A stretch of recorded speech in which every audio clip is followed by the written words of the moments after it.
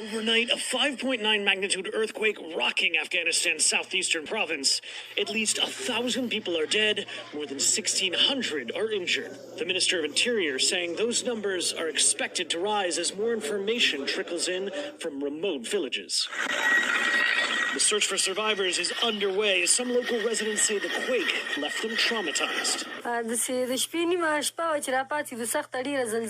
It was midnight when the quake struck, said this woman. The kids and I screamed. One of our rooms was destroyed.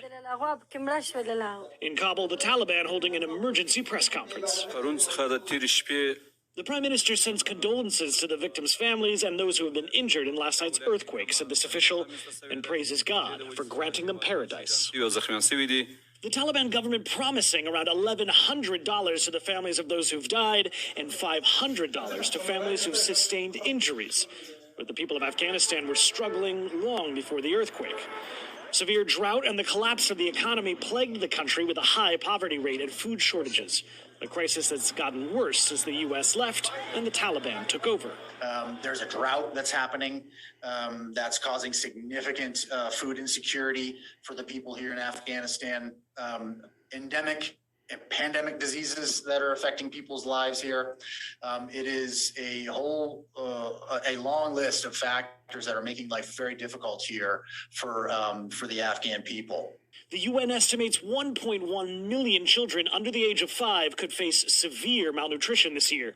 NGOs are aiding the recovery effort on the ground. Well, UNICEF has several mobile health and nutrition teams on the ground at the moment. But even they admit that giving relief to Afghanistan's more remote villages will be a challenge without sophisticated equipment to support their response.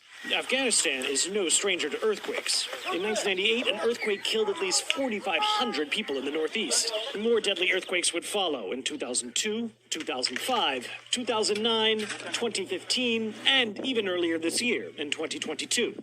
But this earthquake could become Afghanistan's most deadly in more than 20 years. In Vatican City, the Pope mentioning the victims during his weekly general audience. I pray in particular for those who've lost their lives and their families. He said, I hope that with everyone's help, the suffering of the Afghan people can be alleviated. A suffering we're only just beginning to understand.